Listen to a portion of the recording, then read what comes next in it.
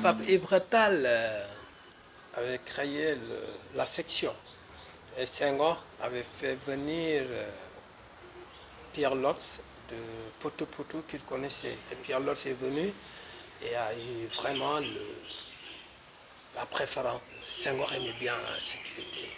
Pape Ibra Tall est parti à la direction, à créer les manufactures.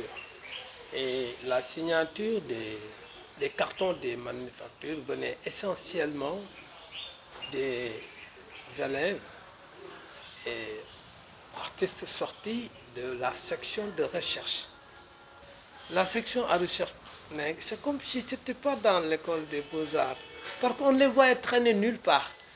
Nous étions dehors, quelquefois, nous prenions nos pauses. Nous nous échappions quelquefois, nous mangions notre caf, nous mettions à guetter l'arrivée de Germaine Acogny, qui était la chef de section de danse, parce qu'elle était pimpante. Alors, et quand elle nous dépassait, nous étions tous là à la regarder jusqu'à ce qu'elle entre dans sa salle, quoi. Et elle venait de Gorée, elle avait un corps majestueuse, et voilà, mais très ferme, comme une militaire, et ainsi de suite. La section de Pierre Lotz, personne ne pouvait traîner en dehors de ses étudiants, personne ne venait là. Et ces élèves étaient interdits de fréquenter les ateliers, tous les autres ateliers de l'école des beaux-arts, pour ne pas être influencés.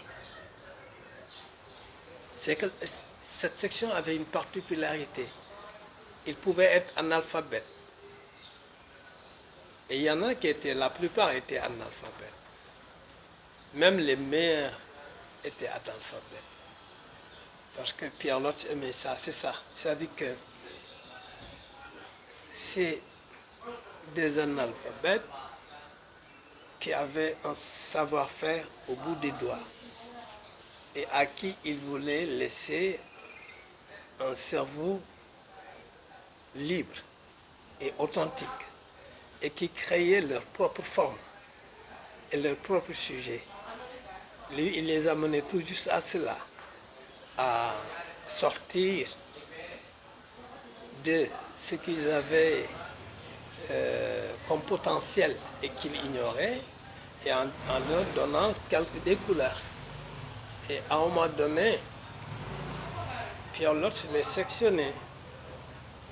Celui-là, il savait bien faire les encres de Chine avec les oiseaux, un tel type d'oiseau.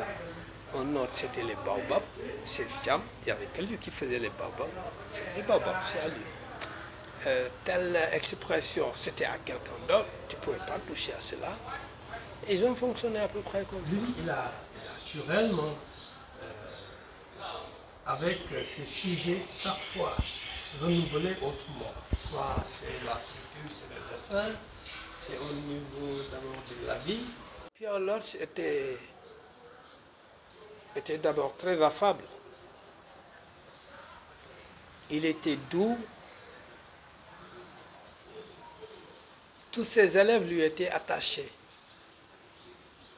parce qu'il était attentif à leurs préoccupations. Il les aidait. Il leur faisait même vendre quelquefois et acheter par des structures de l'aide, ainsi de suite. et les sélectionnait déjà pour des expositions très tôt. C'était le salon et c'était les expositions à l'étranger, expositions d'art sénégalais à l'étranger. Jusqu'à ce que les salons, un jour, dit-on, Pierre Senghor a arrêté les salons parce que, disant que c'est la même chose qu'il avait vu lors du dernier salon. Mais ils ont fait, c'est eux quand même qui ont porté l'art sénégalais à l'extérieur et qui ont fait aussi qu'André Malraux s'esclave devant des œuvres d'artistes comme Ibou Diouf et d'autres lors du festival mondial des arts nègres au milieu dynamique. Il est évident que ce qui est tenté ici est la première tentative réelle, non pas dans un article de revue, mais dans une réalité, de donner à l'Afrique sa conscience. C'est le Sénégal qui en a pris la responsabilité.